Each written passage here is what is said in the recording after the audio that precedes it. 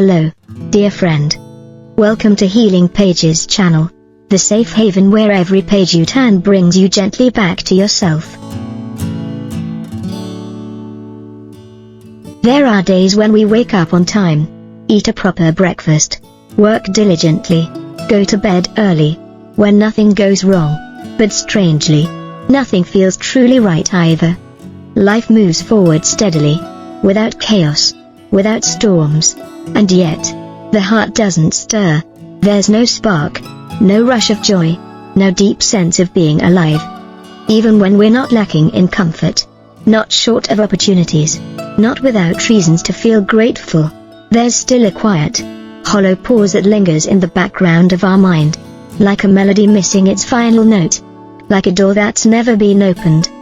And then, somewhere deep inside, we begin to sense that we are yearning for something more, something real, something vivid, not success, not money, not even recognition, but that feeling of being completely alive in the present moment, with eyes wide open, a full heart, and a mind lit up by the purest form of energy. That feeling is what Mihaly Csikszentmihalyi calls flow. It is the state you enter when you're doing something you love, writing, painting, singing, dancing, or even walking quietly under the sunset sky. Time fades away, worries dissolve, the ego softens into silence. There's only you, the activity, and an unnamed joy pulsing through every second. A feeling, as if you finally returned home to the place you were always meant to be. The book Flow is a roadmap back to that original state of being. It shows us that happiness is not something to chase, but something that flows naturally, when we align ourselves with the most beautiful version of our inner energy. Behind this book, which has touched the lives of millions across the globe, is a man who devoted his life to answering a question that sounds deceptively simple. Why do some people, living in hardship, feel deeply happy, while others, who seem to have it all, still feel empty? Mihaly Csikszentmihalyi, a Hungarian-American psychologist, wasn't just a scholar, he was a visionary, a pioneer in the field of positive psychology, and the first to define and explore the concept of flow, a state in which a person becomes fully immersed in what they're doing, loses track of time, and experiences a deep, authentic joy, born purely from being present. Over 40 years of research, thousands of interviews with artists, athletes, CEOs, craftsmen, and workers from all walks of life, led him to one powerful realization: happiness doesn't come from our circumstances, it comes from the way we engage with life. And flow, this optimal experience, is the key to accessing that happiness. First published in 1990, Flow quickly became a modern classic in psychology, recognized by the New York Times as a bestseller and a groundbreaking contribution. The book opened new doors for understanding what it truly means to live a meaningful life. Beyond academia, the concept of flow has been embraced in education, business, sports, and the arts. It has become an inner compass for those who want to live more deeply, create more freely, and feel more content, not just with what they do, but with who they are. Chapter 1: Happiness, a different perspective. In an age where society is more advanced than ever, where material comfort has reached unprecedented levels, one paradox becomes increasingly clear: we seem to have everything, except a sense of true happiness. In the opening chapter, Mihaly Csikszentmihalyi invites us to reflect deeply on something we often take for granted: happiness. Not the fleeting joy of a pleasant moment, not the instant gratification of a desire met, but a deeper, more lasting state of mind, a state where we feel fully alive, where we are in control of our actions, and where we know, in our bones, that we are living in alignment with who we truly are. The author introduces two essential concepts: flow, the magical state in which we are so immersed in an activity that we lose track of time, forget ourselves, and are carried purely by deep focus and internal joy. Optimal experience, those rare and precious moments when we're not being pulled by invisible forces from the outside world, but are centered, conscious, and fully engaged with what we're doing. So why, In a world filled with conveniences, do so many still feel their days slipping away in anxiety and disconnection? Even though we're healthier, live longer, have endless entertainment, and unprecedented access to knowledge, an inner emptiness continues to grow, as if we've forgotten how to truly live meaningfully.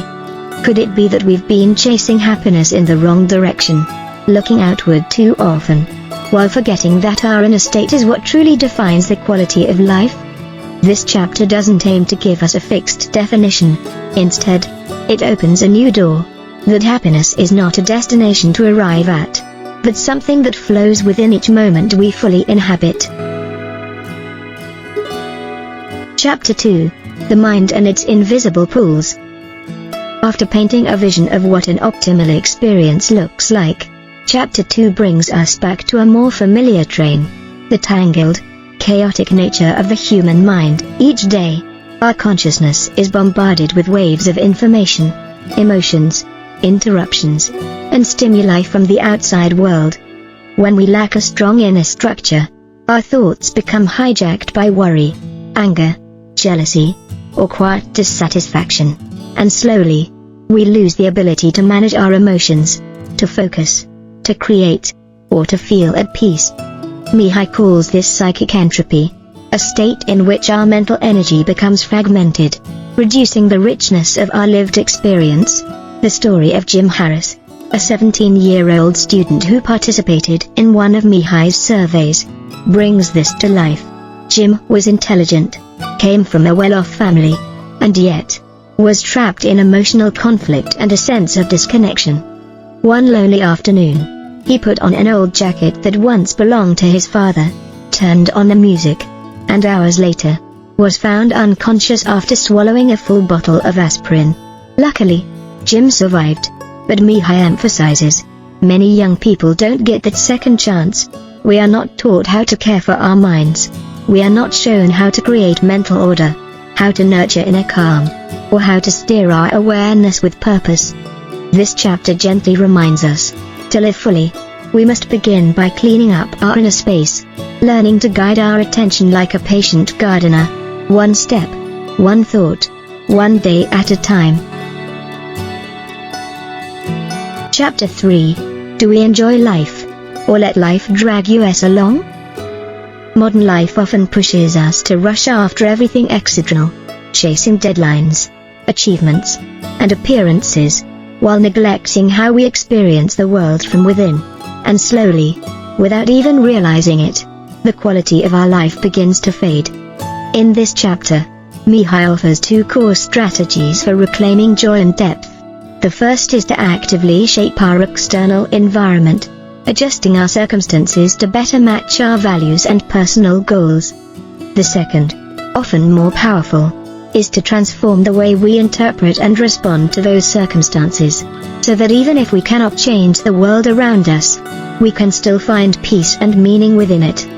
It sounds simple, but in reality, it's incredibly difficult, because most of the time, we allow scattered thoughts, subtle fears, and petty worries to creep into our minds. Daily tasks, household duties, when done without challenge or meaning, leave us unable to focus deeply, and this is what makes it so hard to enter the state of flow.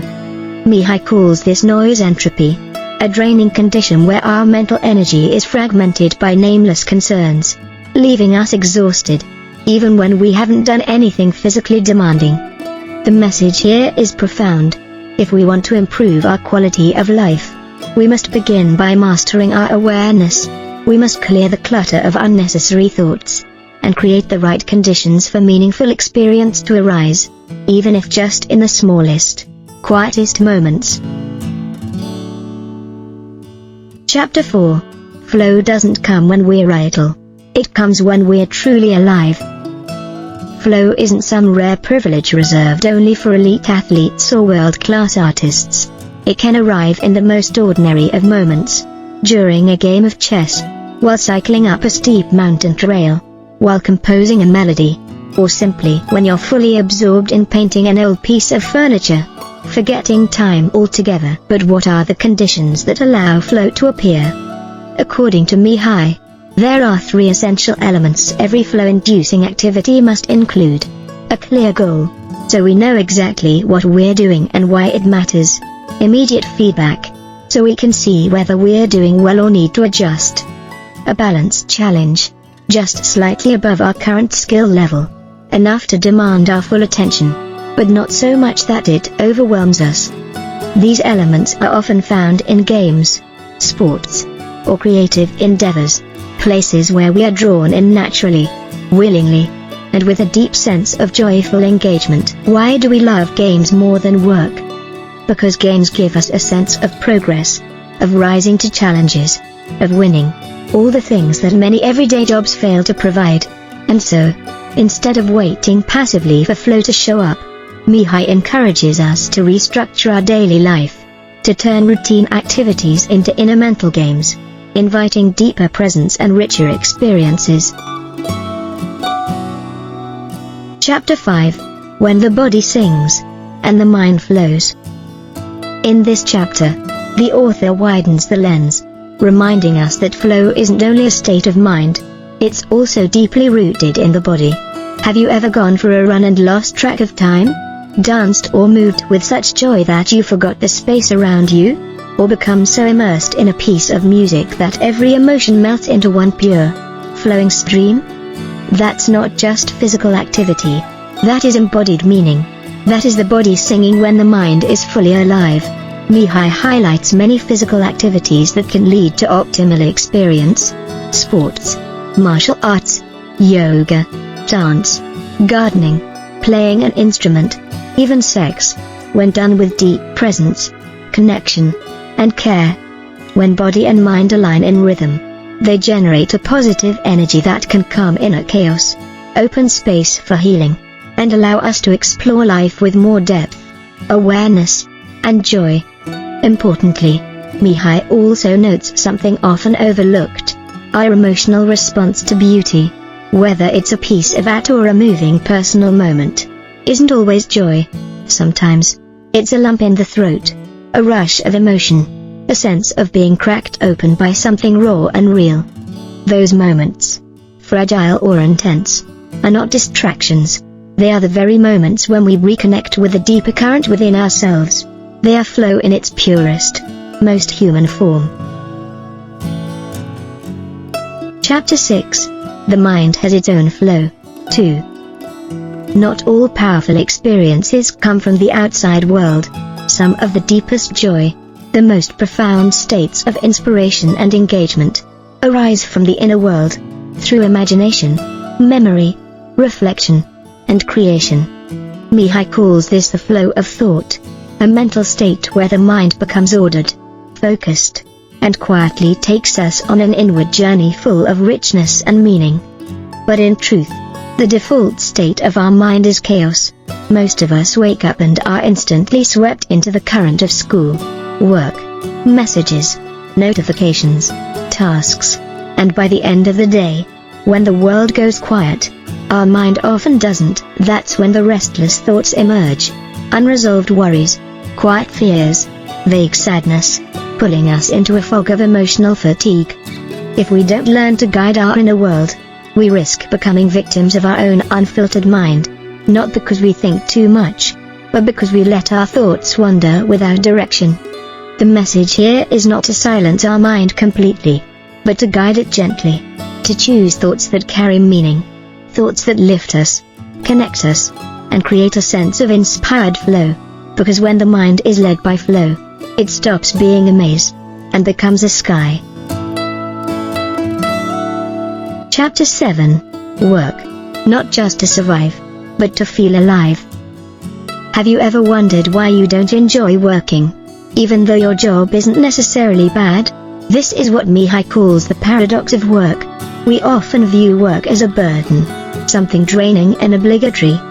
Yet, within the very hours we spend working, there are moments of genuine excitement, when we are trusted with autonomy, when we are invited to be creative, when a challenge stretches us just enough to feel fully engaged. The issue doesn't lie in work itself, but in how the work is structured. Does it challenge us just right? Does it give us feedback and a sense of progress? In his research, Mihaly surveyed hundreds of full-time workers and found that when a job provides the key conditions for flow, people feel more alive, more autonomous, and more deeply connected to themselves. And here's the most empowering part: this state of flow isn't limited to the workplace. You can experience it while cooking dinner, tending a garden, journaling at night, as long as you're truly present, focused, and aware of your own progress. Chapter 8. Being alone isn't scary, if you know how to be with yourself. Loneliness is one of the most common emotions in the modern world. We live closer than ever before, yet our souls often feel further apart. And when the mind has nothing to hold on to, no task, no meaning, it easily becomes fertile ground for worry, negative thoughts, or even compulsive behaviors, from mindless cleaning to addictive distractions. Mihaly doesn't deny that loneliness can be painful, but he believes we can tame solitude if we learn how to listen to ourselves and use that time to connect more deeply within. Instead of letting your thoughts drift into darkness, give them something nourishing to hold. Read a book, play music, create something, write your heart out, move your body gently, or simply breathe into stillness. At the same time, the author reminds us of the deep importance of quality relationships. You don't need a crowd, just one or two people who truly understand you, who you can be honest with. Even the smallest, most sincere connection can become a steady anchor, a quiet doorway out of loneliness and into presence. Chapter 9. Holding on to flow in the midst of chaos. Life won't always be smooth. There will be days of disorder. There will be loss, confusion, unexpected turns, or simply long stretches of emptiness. No matter how well you control your thoughts, there will come a moment when exhaustion seeps in, doubt appears, emotions weigh heavy. Mihaly never sugarcoats reality. He admits that simply saying manage your mind and you'll be happy is too simplistic, because humans have limits, physically, emotionally, spiritually. But he also offers something deeply hopeful. Consciousness, when trained and strengthened, can become a steady foundation, something we can return to, even in our most difficult moments. The core message of this chapter is, you can't control everything that happens to you, but you can choose how you respond. You don't need to erase negative emotions. You only need to learn how to transform them into part of your flow. Instead of breaking under failure, you can use it to sharpen your skill, to understand yourself better, to keep moving forward, this time, with deeper strength. Chapter 10. Happiness isn't a goal, it's a side effect of meaning. There's one phrase we hear everywhere in the modern world: I just want to be happy. But Mihaly offers a different lens. He argues that happiness should not be the goal we chase, because the more directly we pursue it, the more it slips through our hands. Happiness, he says, is not something we arrive at. It is something that emerges when we live with purpose, when we give our energy to something larger than ourselves. And meaning? It doesn't have to be grand. It can begin in the small things: caring for your family, showing up fully in your work, offering support to a friend. As long as you feel connected to something beyond your own ego, life starts to feel more worthwhile. Ask yourself, what makes you want to wake up early in the morning? What keeps you going, even when no one sees your effort? What makes you forget time, simply because you're living so fully in the moment? Your answers are the beginning of a meaningful life. And from there, happiness will no longer be a faraway dream, but a quiet companion, walking with you through every step of your journey. When you close the final pages of Flow, you won't just leave with a psychological concept. You'll carry with you a way of living, a quiet reminder that this life becomes most vibrant, most beautiful, when we show up fully in each moment. Mihaly Csikszentmihalyi never promised shortcuts to happiness. What he offers is a map, one that each of us must walk for ourselves, step by step, breath by breath, through the practice of awareness, challenge, and deep engagement. If your life lately has felt rushed, unclear, or filled with things that quietly drain you, then this book can act like a mirror, reflecting your inner world, gently guiding you back to what truly matters. Take time to read this book, not to check off another title, but to transform the way you live, from within. If this video spoke to you, help me share this positive energy by liking this video so YouTube knows it's worth watching, subscribing for more heartful, healing, and insightful book reviews, leaving a comment to share your thoughts, or tell me about a moment of flow you've experienced. I'd really love to hear it. Thank you for listening, and I wish you a journey filled with your own unique flow, where your mind grows still like a lake, and you know, with quiet certainty, that you are living truly as yourself.